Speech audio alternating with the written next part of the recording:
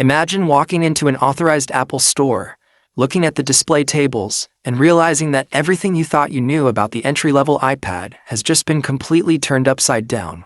For years, the base model iPad was the reliable, budget-friendly option. It was the device you bought for kids, for casual Netflix streaming, or for basic schoolwork. It was deliberately kept a few steps behind the iPad Air and the iPad Pro to keep the price low.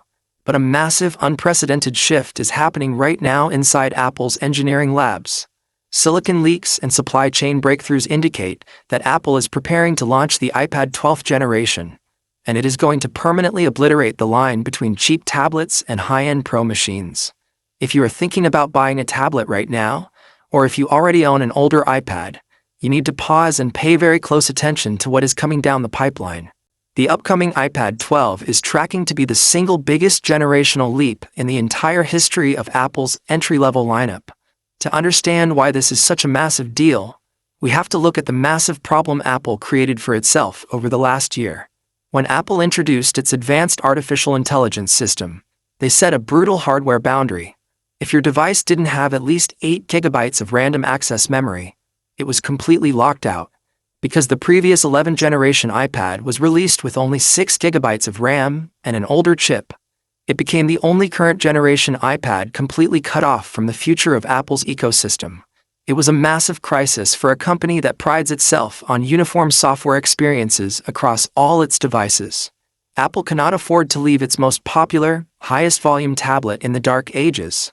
The upcoming iPad 12th generation is engineered specifically to fix this massive gap. And the way they are doing it is by giving this budget device the kind of raw horsepower usually reserved for $1,000 flagships. Early factory leaks and component manifests out of Asia reveal that the iPad 12 is skipping multiple generations of silicon to adopt either the ultra-powerful A18 or the cutting-edge A19 system on a chip. This isn't just a minor speed boost.